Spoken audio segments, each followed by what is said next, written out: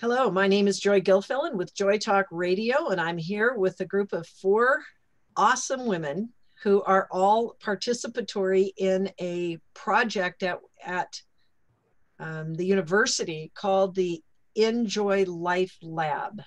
The 2 co-founders of the organization that we're going to be speaking with today is Laura Widman and her friend Raelyn.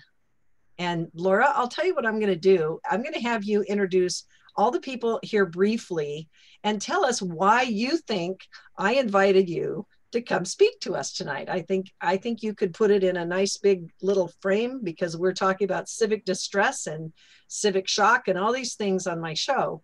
But there's a specific gift that you have in bringing people together and working with people intergenerationally. And I think that's important. And I think you should get to speak and introduce your colleagues. Well, thank you, Joy, for having us on your show. It's a real pleasure to see you here and to work with you on this program to illuminate some of the wonderful things that are starting to happen in our community. And InJoy Life Lab is one of them. Right here is my partner, Raelyn Kaplin. And Raelyn, do you want to say a word or two? Yeah, hi, my name is Raelyn. Joy, thank you so much for having us today.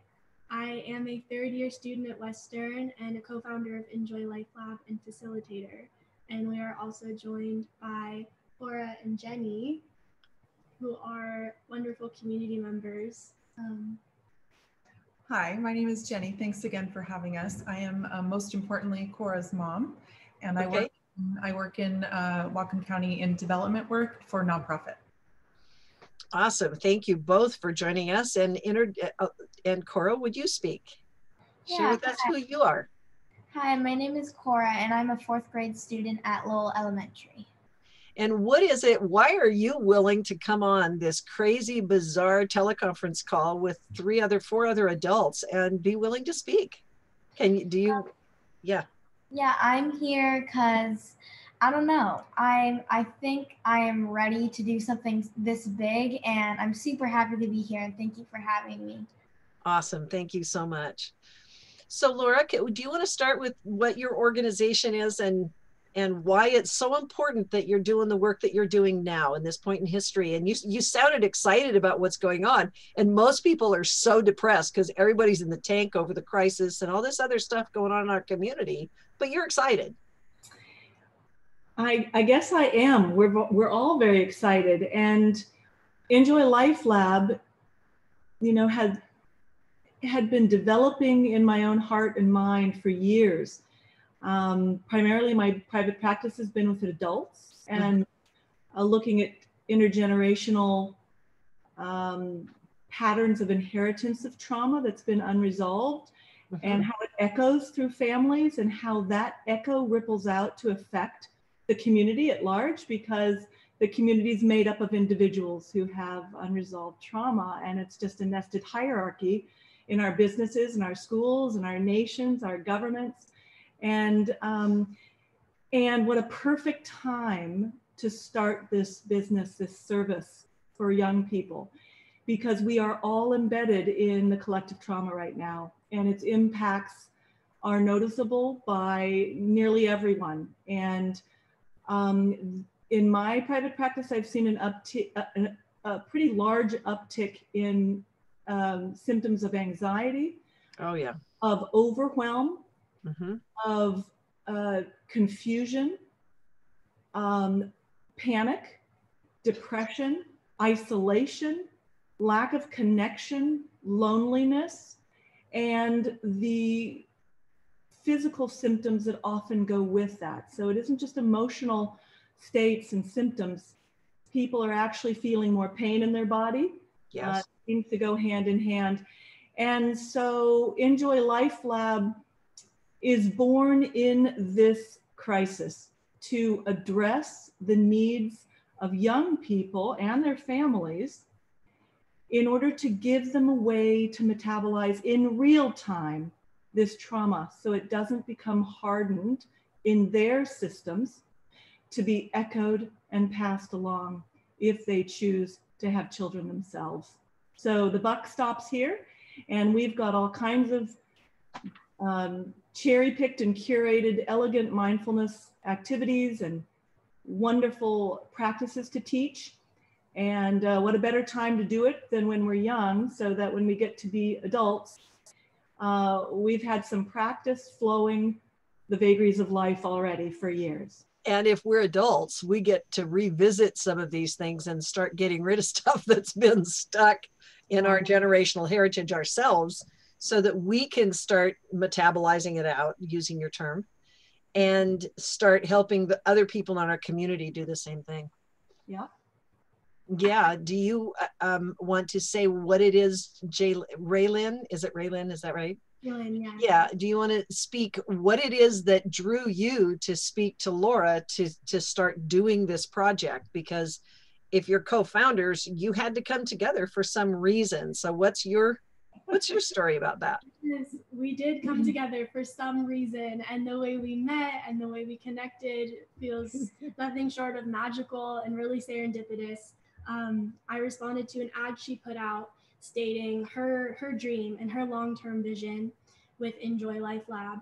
And it spoke to me and my heart so deeply, because I have also dreamed of creating something identical to what Laura has wanted to create. And so we both bring different backgrounds and experiences to the table, but our mission and vision of equipping young people with the tools they need to thrive, that is the same. And we are building something really beautiful with both of our experiences and backgrounds. And yeah, I'm so amazed by the way the universe brought us together and what has transpired so far and what we're building for the future. It's really interesting that this COVID crisis actually is helping us in some ways, because we've been forced into isolation. It's slowed us down from the busyness of our lives, our other stuff that normally keeps us just totally tied into habits. This is forcing us to look outside of that a little bit. So it's awesome, Laura, that you've been able to bring it together, that the two of you came together. And then how did the other two of you guys get involved in it? Yeah, so Laura was a personal friend of mine. We had met briefly a few other times and very quickly realized we were almost soulmates of sorts. And I, at the forefront of Cora and I, dealing with everything since March with COVID and political landscape and stress and working from home, and Cora not being able to see her friends and going to school at the house. A lot of stress came with that. And Laura and I were able to chat about how we were metabolizing that for ourselves, and how as a mom and as a parent, I'm able to do that and have that trickle down to my child. And InJoy came up many, many times. And we're just so grateful to be able to be a part of this, this project, and to have Cora be able to feel super empowered to be part of it as well, as a young person who's looking to make big changes. And I'll let Cora take it from here. How are you involved? So I'm here just kind of helping with ideas for how this is going to go, I guess. And Laura brought me in one day just to ask me some questions, so that she knows what people my age want in something that we're trying to accomplish. So yeah, that's why I'm here. And so what are a couple of the things that you've noticed? I don't know if we want to go this deep this quick, Laura, but what are some of the things that you've noticed that's going on with you and your friends and people your age, or as you guys are interacting with other adults, like people who are not your age, and we think we got worries, but how is what we're doing different or complementing or, affecting what you're thinking and what's happening to you and your friends? Well, what Laura and Raelyn and all of us are doing, I think it's really going to help me and my friends and everyone my age and even older and even younger just loosen up and just be in the moment and just feel how you're feeling and talk without being judged and just everything above. Wow. And Laura, what are some of the things that you see that has already emerged? Tell us a little bit about where you started with this, why you got involved in it in the first place, because you started this way before COVID and stress and isolation and economic, I mean, you started way back. So what's that transition from way back to now to, you know, launching this program? I know we talked months ago about you doing this and your passion really came forward, and now you're here. Give us a sense of how things have moved for you. You know, for years now, Joy, like we spoke about months ago, even last year, the question is, how can we shift things up in such a way to positively impact, you know, the elephant in the room, Joy, is trauma. And by not looking at it, we get massive projection of unhealed shit, excuse me, but I mean, you know, everywhere. We get projection of the shadow on each other and on the planet. And we're in a crisis, really. And we asked ourselves, you know, what can we actually do to begin to turn this around? If it's at every single level, this trauma that's making its, you know, the coping strategies of countries, the coping strategies of individuals, they're becoming less and less functional in many ways. And so we thought, well, you know, when we were kids, what would we have needed? What would have benefited us so that the accumulated burdens don't take you to your knees in adulthood? What would we have needed? And I just started to ask people, what would you have needed? And then I asked people Cora's age. Cora, do you remember how you answered that question? What is it that you need now?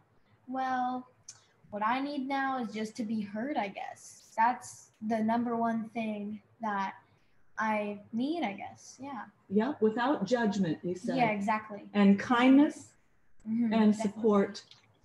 And I asked myself the same question, and I needed the same things that Cora does now. Support, resources for navigating the weather patterns of life. I mean, who gave me that in grade school?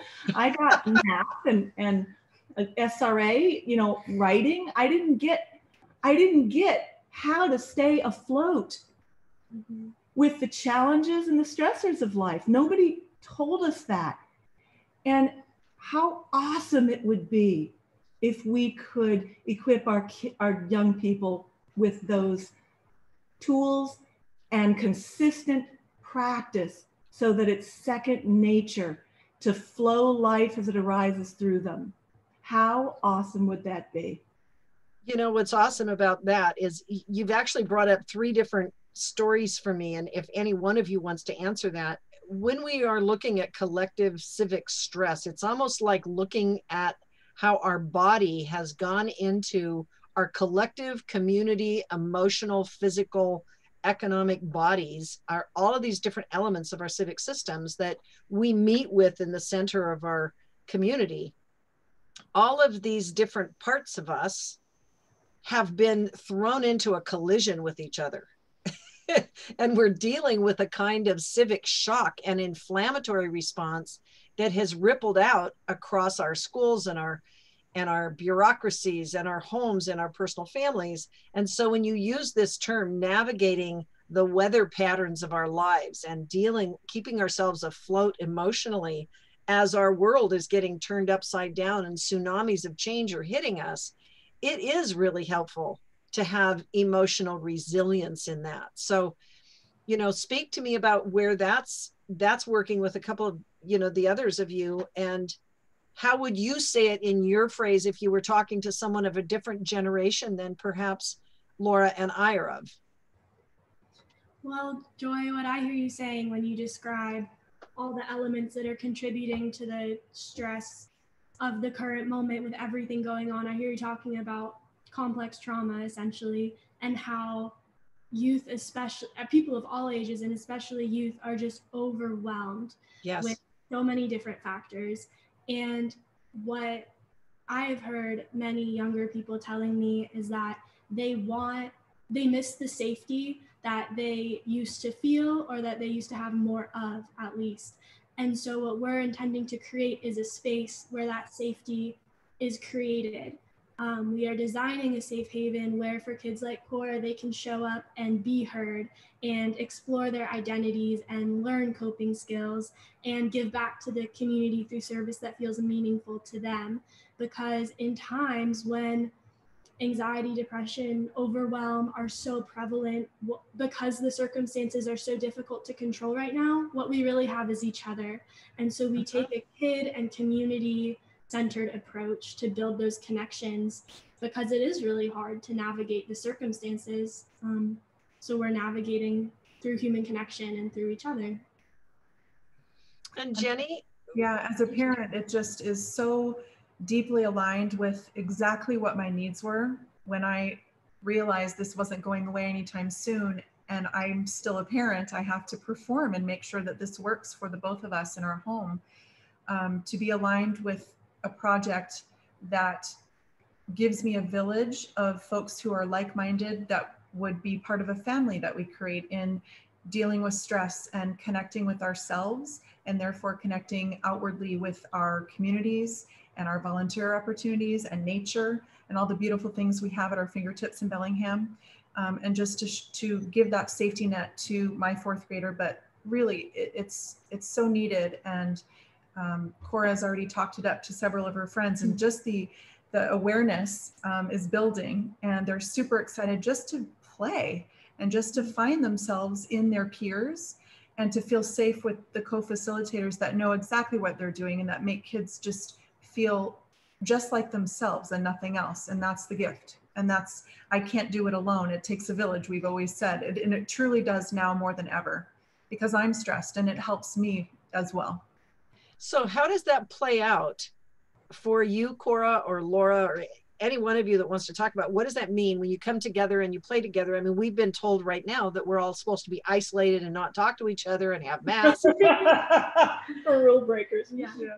Well, first of all, it feels important to just say that we are doing it with extensive safety precautions in place. So we are being very careful with COVID, and our interest is in the highest good for the community. So that means safety first. So everything we're doing falls under that. And then I'll let someone else, I'll pass it along. You know, Joy, Cora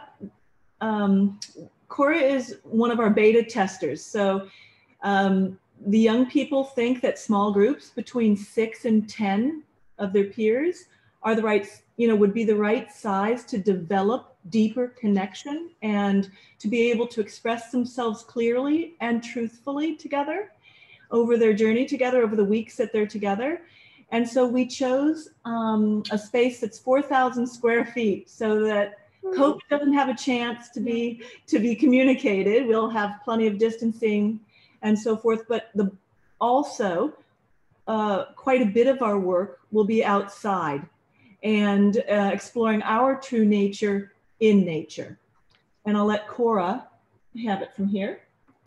Do you want the question again?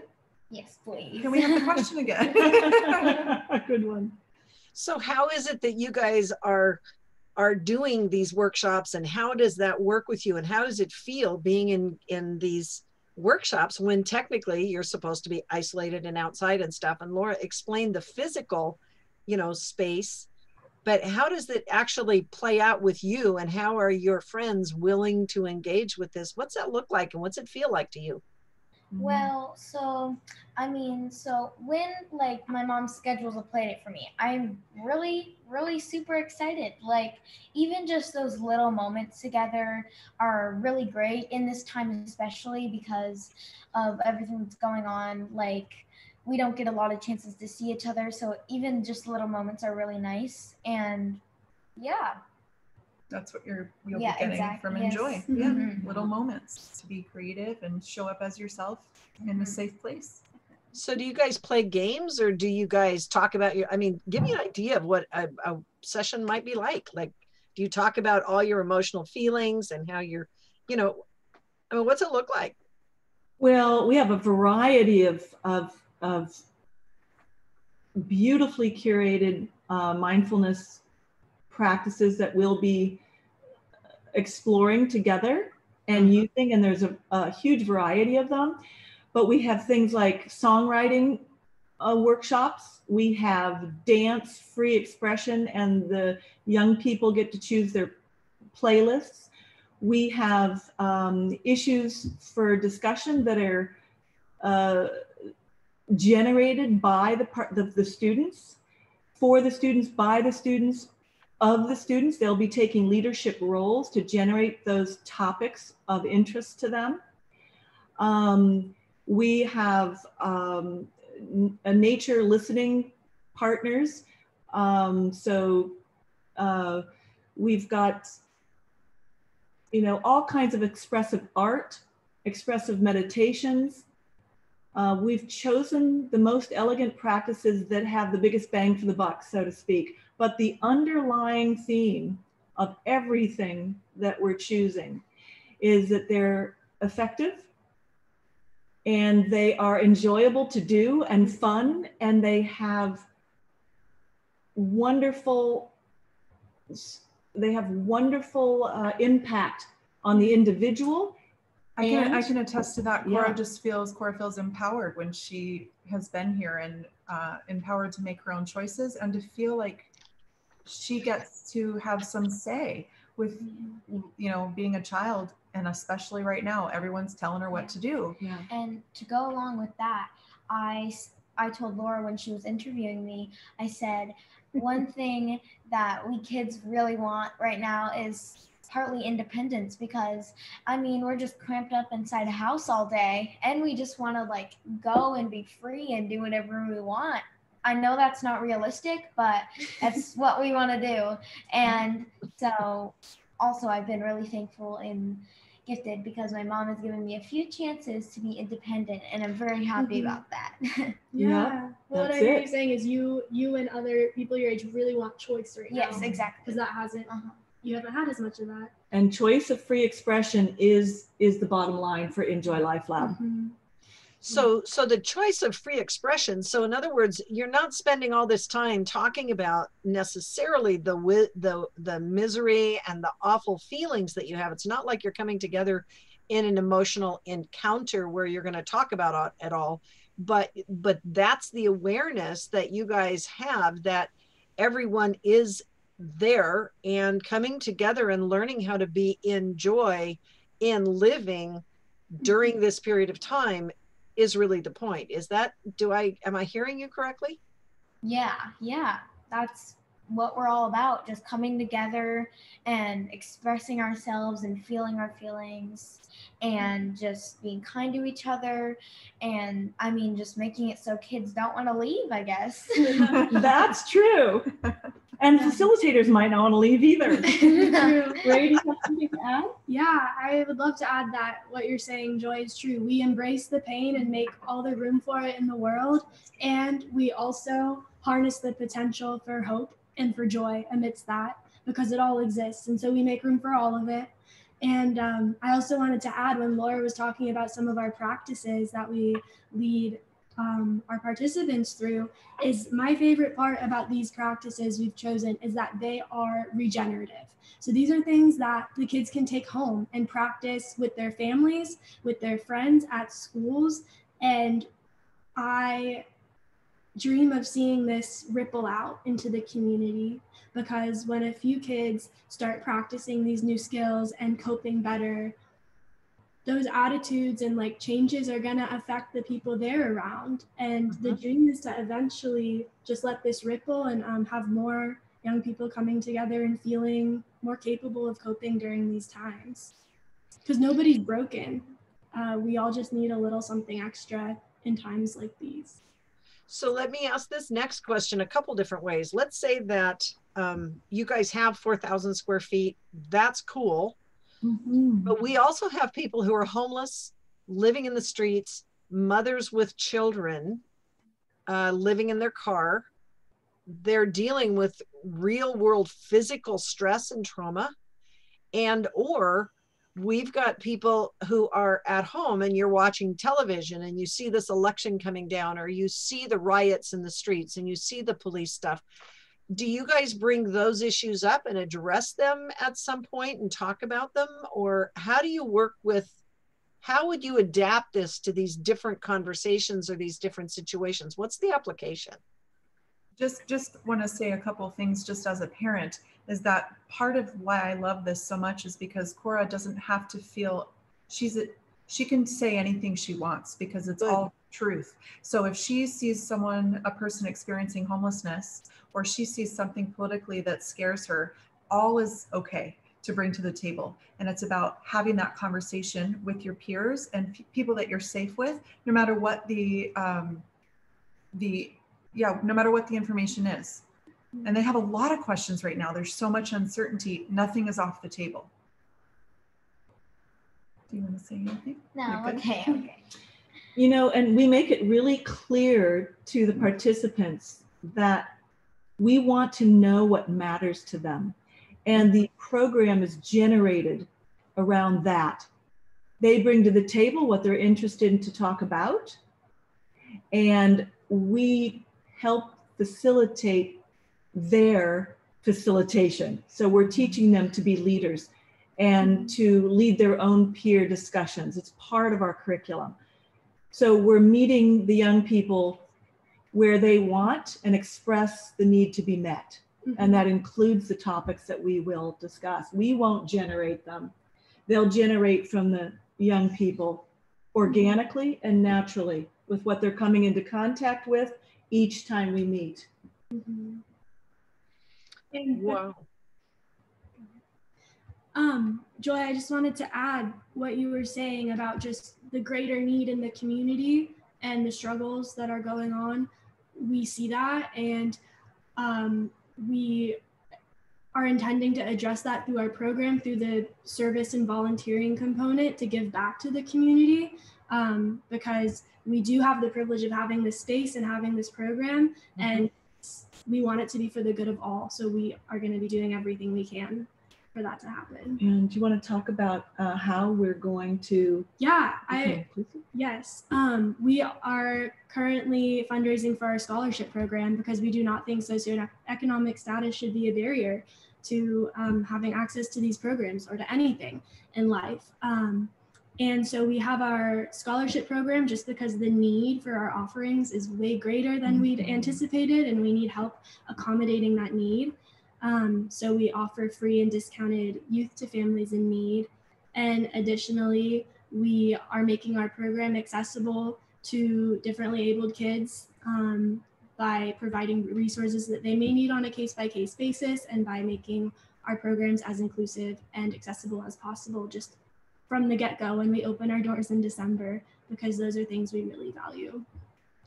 So you're really in the startup phase of exploring what's going on, how would it work, how can it work, what's the most powerful thing. I guess I'm speaking to you, Laura. You've been exploring this and working with different sides of it, and you've been pulling it together, and now you're sort of in the beta startup, getting used to dealing with it in a really stressful period of time. And it works, Joy. It's already working. We're already seeing in a beta testing phases, you know, the power of providing opportunities for free expression, to be heard, seen, witnessed, acknowledged, respected with dignity, and loved. You know, listening is love. And we're seeing young people blossom. And when you, as you know, Joy, when you process the gunk of life, it clears the space for your innate joy to flow through. And we are seeing this already in real time. What a beautiful thing to have happen during a very dark and isolating time, to see that joy percolate through each body that comes. So what I just heard you say is that every one of us adults is still a kid inside. Yeah. And being able to help us adults, help us help our children and our grandchildren, then they in turn get to help us. So it becomes like this complex, you know, it's like this whole overflowing energy that helps us all as a community deal with these issues that we're facing as a community, but typically in isolation. So by bringing it back through the heart and through free expression, so you can speak freely, so you're not silenced or shut down or told you can't say this, and it's not okay to be angry, it's not okay to be upset. Well, yeah, it is. It's quite natural, actually. Yeah, it is. So one of the things I wanted to say about that is there was I think it's Dr. Stephen Levine or somebody, he wrote a book about dealing with stress and trauma, and you probably already know it, Laura. It's been a while since I read it. But he told a really interesting story. I grew up on a farm, and he said, if you work in nature and you watch something like a deer dealing with stress, like a deer can be grazing in a field, and the deer will hear some big noise, like you're out hunting and they hear you walking, and they stop and you stop, but their head comes up and their eyes, they freeze for a minute, they listen, and if there's no more noise, they go like this, and they, there's this shiver that goes down their back and out their tail, and they let the trauma and the stress of the perceived maybe fear go away. Exactly. And and in this human body, a lot of us have been taught since we were little, don't feel like that, don't do that, don't do this, and or we fall down and people pick us up and say, oh, don't cry, it's okay. You know what, maybe it's good to cry. Yeah. You've just named one of our practices that we're teaching, and that's the shaking. David Berselli has introduced that within TRE, it's called, and it's a wonderful somatic tension and trauma releaser, and it's fun to do with groups. So it got onto our list, our cherry-picked list of things to do with the young people and their families. And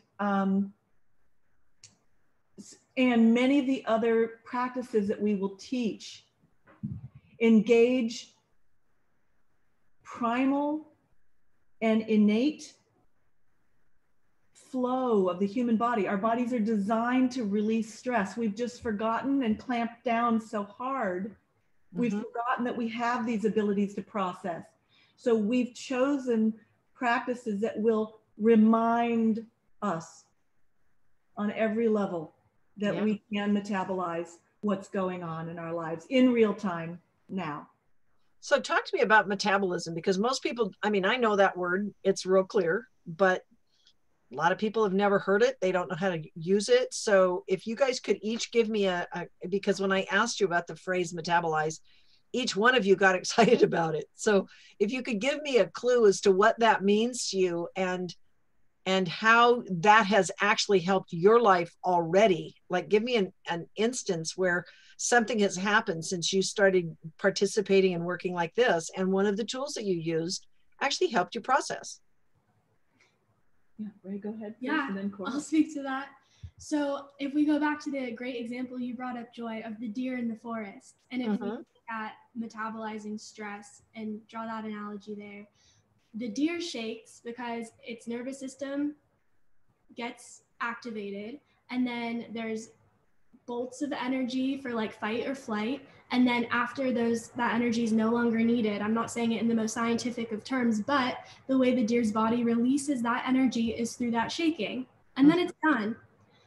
Humans, like we were saying, we aren't taught that it is okay to let our bodies metabolize that extra energy when we feel threatened. And so instead of letting it flow through shaking or through crying or another form of somatic expression, it gets stored. And so when we talk about metabolizing stress, we're talking about all the ways that we can let that go after it's no longer needed, because those responses are necessary for survival. Human body is an animal. And so we have that in our system, but it's about how do we work with it right now in the 21st century amidst everything going on. And in my life, something that has really been a metabolizer for me and my stress is creativity, specifically music. I'm a songwriter, and that is just something that helps me let go of whatever it is I'm currently going through. I put it into song. And there are so many ways for each individual to metabolize. That's what I want to stress. And our approach is really holistic in making sure every kid has what they need to do that. Anybody else want to speak to the same thing? Because each one of you is different. And so I'd love to get more perspectives. Well, for me as a parent, I know intellectually that trauma is stored in our cells and that creates a dysregulated nervous system. But these are big words for a 9 or 10-year-old. And so to be able to have some tools where we can do some meditation or breath work and grounding work that she feels capable to empower herself to feel the feelings and not judge the feelings, but express them and feel them, and then have some tools of letting those feelings go so that she can carry on. That's really important to me, and that's what I'm getting here as a parent for sure. And we're utilizing some of these skills every day because school is stressful and working from home is stressful, and doing it together is hard, and it's also beautiful. And so getting through each day, utilizing and integrating some of these meditation skills or just creativity or being in nature, it's really working. It's a journey too. So that's what we're getting out of it. So Cora, is there anything that you particularly found like a new coping mechanism that you've learned in working in this group that might be useful for other young people or other parents to learn about so that they can help their young people deal with things? Like one of the things I learned on the farm, when I got stressed out, you know what I did is I went out in the barn and I cleaned the barn because it would use all my anger to get something done that I didn't want to do. And it was stinky because I was working with cow manure and, awful things, but it was a great place for me to be able to go get rid of my anger. I could stomp on the ground. I could yell, I could scream, I could push my shovel into the pile and, throw it. What are the kinds of things that in the city, you can't go clean out the barn? So what are the things that you may have learned that you can help teach other people your age that is appropriate to get rid of the emotion, Yeah, so one thing, well, there's two things that I really like to do. First thing I like to do is just even go up to my bed and just punch my pillow and throw my blankets and do whatever. And of course, not break any glasses, but yeah, just throw around everything, basically. And then I also like to do expressive art, like even just scribbling on a page or journaling, like writing your feelings or emotions, anything like that. Those are really helpful ways for me to express my feelings with anger, happiness. Yeah, I know happiness, weird, but anything. Yeah. So Laura, are there other things that you want to talk about that belong in this conversation to help other people learn how to use this with themselves, their children, their friends, family, their colleagues, people at work? Or what are some of the professional tools that people can go look up or people that they might want to go talk to? What else do you want to say in this conversation that we haven't covered yet? Joy, the bottom line is don't skip over the gift of being human. We have been given exquisite nervous systems. We are sensate beings. If we skip over that because it hurts sometimes, then we're losing the full range of who we are. Mm-hmm. And to be fully human is to be enlightened. It's not something that's extra, that's outside of the human body that should be our goal. We believe at InJoy Life Lab, it sits squarely in our hearts, squarely in our bodies. How can we make ourselves more comfortable in the bodies that have been gifted to us, to accept the life that's been given to us as it has been given and make the most of it? So that's our goal. Let's feel what we feel. Let's understand the nature of thought itself and how thought impacts how we feel, and that thought is ephemeral. It comes and goes like the clouds in the sky. So we will be teaching the kids that we are the sky. Let's connect, let's do some activities that really connect them to the fact that they really are the sky. They aren't the hurricanes. They aren't the pouring rain. They're not the lightning. They're not the thunder. They're not the fog that limits your vision. Those things will come and go. And with the right understanding, nothing really needs to be done, but wait until the next pattern arrives and have faith that you are the sky and it too shall pass. And also, You know, that's almost like I don't want to add any. It's almost like I'm supposed to just shut it off here, like just say thank you, okay, bye. But I'm not. That was so well said. It was like poetic. But of course, I want to add a little bit to it, because the thing that's delightful is when we recognize, I mean, you and I have talked about it, Laura, but when we recognize that we are living human bodies with trillions of cells that are replicating all the time, and the moisture of the world, the water, the air, the food, these things that are nature, that are of the sky and of the earth and of the food around us, are processing through our bodies. We are actually conductors of energy, and that energy is what informs our emotions. And when we can use the energy to be creative and joyful and productive, we can then take, when we get this grief or when things happen that don't feel good, we can learn.